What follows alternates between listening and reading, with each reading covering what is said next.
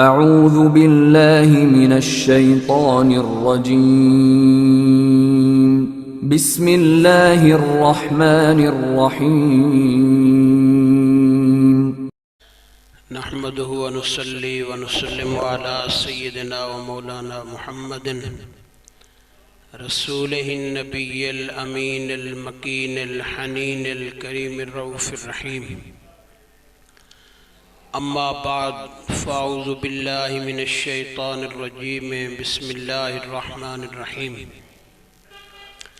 يا أيها الناس قد جاءكم برهان من ربكم وأنزلنا إليكم نورا مبينا صدق الله مولانا العظيم وبلغنا رسوله النبي الأمين المعين الكريم ونحن على ذلك لمن الشاهدين والشاكرين والحمد لله رب العالمين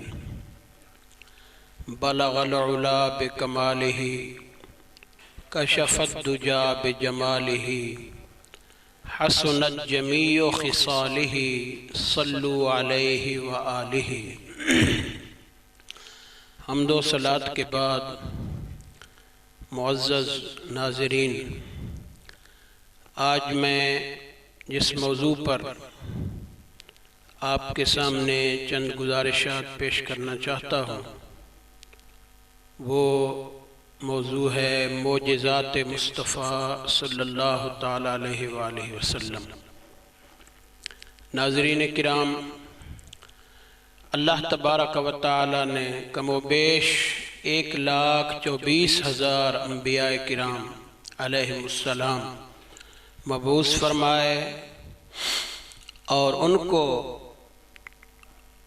ان کے حالات اور ان کی اقوام کے مطابق معجزات عطا فرمائے۔ کسی کو ید بیضا عطا ہوا، کسی کو حسن عطا ہوا، کسی کو دم عطا ہوا۔ یہ سارے معجزات انبیاء کرام کو عطا ہوئے۔ کسی شاعر نے کہا کہ حسن یوسف دم عیسیٰ ید بیضا داری، آنچ خوباں ہمہ دارند تو تنہا داری۔ تمام انبیاء کو جو معجزات عطا کیے گئے وہ سب کے سب اور ان سے بھی بڑھ کر بے شمار معجزات ہمارے آقا و مولا حضور سرور کائنات صلی اللہ تعالیٰ علیہ وآلہ وسلم کو عطا کیے گئے۔ بلکہ دیگر انبیاء کرام جو معجزات لے کر آئے وہ حسی معجزات تھے، یعنی لوگ ان کو دیکھتے تھے اور دیکھ کر ان کو قبول کیا کرتے تھے، لیکن میرے سرکار صلی اللہ تعالیٰ علیہ وآلہ وسلم نے ابتداً کوئی حسی معجزہ ان کے سامنے نہیں رکھا۔ ایک تو اللہ کی کتاب جو آپ پر نازل ہوئی وہ ان کے سامنے رکھی اور چیلنج کیا، فَاتُوا بِسُورَةٍ مِّن مِّثْلِهِ، لوگو اگر تم میرا انکار کرتے ہو تو اس کلام کی ایک جیسی کوئی صورت تو بنا کر دکھاؤ جو مجھ پر نازل ہوا ہے۔ کسی کو جرأت نہ ہوئی کہ اس کے مقابلے میں ایک صورت کیا ایک کلمہ ہی بنا کر لیا۔ پھر سب سے پہلے، اس سے بھی پہلے آپ نے اپنی ذات پاک کو پیش کیا۔ آپ نے قرآن پاک گواہ ہے، آپ نے فرمایا فَقَدْ لَبِثْتُ فِيكُمْ عُمُرًا مِّن قَبْلِهِ أَفَلَا تَعْقِلُونَ، فرمایا لوگو میں نے تمہارے درمیان اس سے پہلے یعنی اعلان نبوت سے پہلے ایک عمر گزاری ہے، 40 سال گزارے ہیں، تم پھر بھی مجھ پر ایمان نہیں لاتے۔ کتنے بے عقل ہو، میری ذات کو دیکھو، اگر مجھ میں کوئی کمی پاؤ تو مجھے بھی نہ ماننا، میرے اللہ کو بھی نہ ماننا۔ آپ نے اپنی ذات کو پیش کیا، وہ سب جو اس وقت تک اسلام نہیں لائے تھے وہ پکار اٹھے کہ آپ تو الصادق الامین ہیں، سچے بھی ہیں، امانت دار بھی ہیں، تو آپ نے سب سے پہلے جس چیز کو پیش کیا اور جس چیز کو معجزہ بنا کر پیش کیا وہ آپ کی اپنی ذات مبارکہ ہے اور آپ پر اترنے والی کتاب قرآن پاک ہے۔ اسی لیے جو آیت کریمہ میں نے تلاوت کی، اللہ پاک نے اسی چیز کا بیان فرمایا یا ایھا الناس، صرف مسلمانوں کو مخاطب نہیں کیا بلکہ ساری انسانیت کو مخاطب کیا۔ یا ایھا الناس قد جاءکم برہان من ربکم، اے لوگو تمہارے پاس تمہارے رب کی طرف سے واضح دلیل آئی۔ وَأَنزَلْنَا إِلَيْكُمْ نُورًا مُبِينًا، اور ہم نے تمہاری طرف ایک روشن نور اتارا۔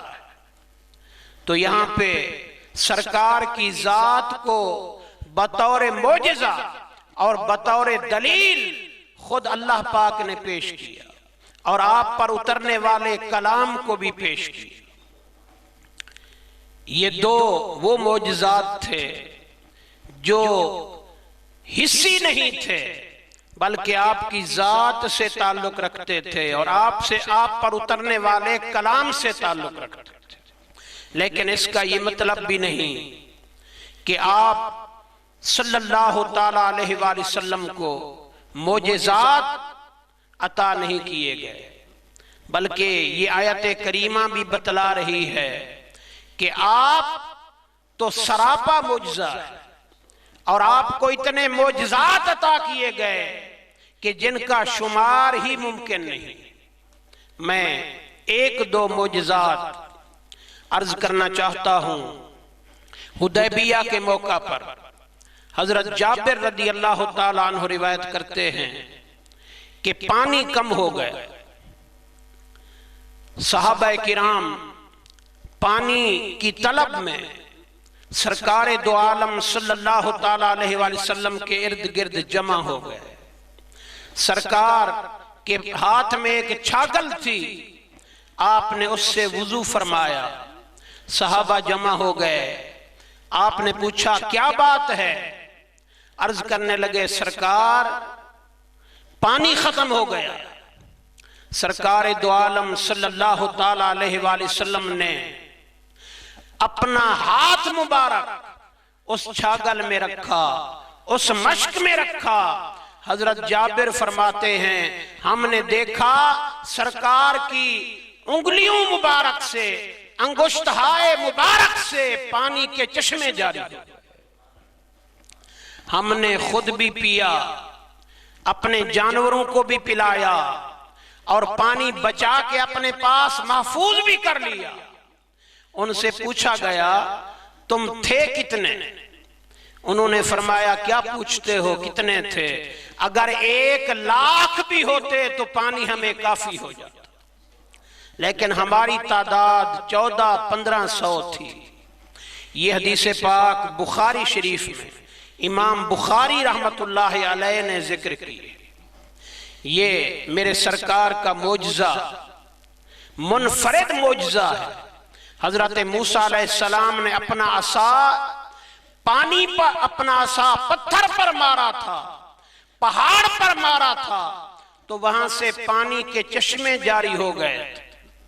محدثین لکھتے ہیں کہ پتھروں سے تو پانی جاری ہوتا رہتا ہے، یہ عادت ہے۔ آپ جھرنے بھی دیکھتے ہیں، آبشاریں بھی دیکھتے ہیں، لیکن انگلیوں سے پانی جاری ہونا یہ صرف میرے سرکار صلی اللہ تعالیٰ علیہ وآلہ وسلم کی شان ہے۔ اور پھر سرکار دو عالم صلی اللہ تعالیٰ علیہ وآلہ وسلم کو اللہ پاک نے یہ شان عطا فرمائی ہے کہ جو بھی سائل آئے اس کا جو بھی سوال ہو سرکار اس کی جھولی بھر دیتے۔ اللہ پاک ارشاد فرماتا ہے وَأَمَّا السَّائِلَ فَلَا تَنْهَرْ، میرے محبوب جب بھی کوئی سوالی آپ کی بارگاہ میں حاضر ہوا کرے تو اسے جھڑکا نہ کریں، اسے خالی نہ لوٹایا کریں، اس کی جھولی بھر دیا کریں۔ لہٰذا جو بھی سرکار کی بارگاہ میں آتا، جو بھی سوال کرتا، سرکار اسے عطا فرما دیتے۔ یہ بھی بخاری شریف کی حدیث ہے۔ حضرت ابو ہریرہ رضی اللہ تعالی عنہ روایت کرتے ہیں، وہ فرماتے ہیں میں نے سرکار کی خدمت میں عرض کی، سرکار میرا حافظہ کمزور ہے، جو کچھ سنتا ہوں بھول جاتا، سرکار مجھ پر کرم فرما۔ اب صحابہ کا عقیدہ دیکھیں، اگر کوئی مادی انسان ہو تو وہ یہ سوچے گا کہ کسی ڈاکٹر کے پاس چلا جاؤں، کسی حکیم کے پاس چلا جاؤں، کوئی بادام کھا لوں، کوئی دماغ کو تقویت لینے والی چیز لے لوں، دینے والی چیز لے لوں، وہ یہ سوچے گا۔ لیکن یہ صحابہ ہے جو یہ جانتے ہیں کہ جو کچھ بھی ملے گا سرکار کی بارگاہ سے ملے۔ عرض کرتے ہیں سرکار حافظہ کمزور ہے، کرم فرما دیں۔ آپ نے فرمایا اپنی چادر بچھا دیں۔ انہوں نے چادر بچھا لی، سرکار نے اپنے ہاتھوں سے اس طرح اشارہ کیا جیسے کوئی چیز بھر کر ڈال رہے۔ چادر میں آپ نے اشارہ کیا، فرمایا اب اسے اٹھا اور اپنے سینے سے لگا لے۔ فرماتے ہیں میں نے اس چادر کو اٹھایا، سینے سے لگا لیا۔ اس دن کے بعد میں نے جو کچھ بھی سنا کبھی بھولا نہیں۔ سرکار دو عالم صلی اللہ تعالی علیہ وآلہ وسلم نے حضرت ابو ہریرہ رضی اللہ تعالی عنہ کو حافظہ عطا فرما دی، اور پھر سرکار دو عالم صلی اللہ تعالی علیہ وآلہ وسلم کی بارگاہ میں کفار حاضر ہوئے اور آ کر عرض کرنے لگے، کہنے لگے کہ ہمیں زمین کا معجزہ نہیں چاہیے، کوئی آسمانی معجزہ دکھائیے۔ یہ بخاری شریف میں بھی ہے، ترمذی شریف میں بھی ہے۔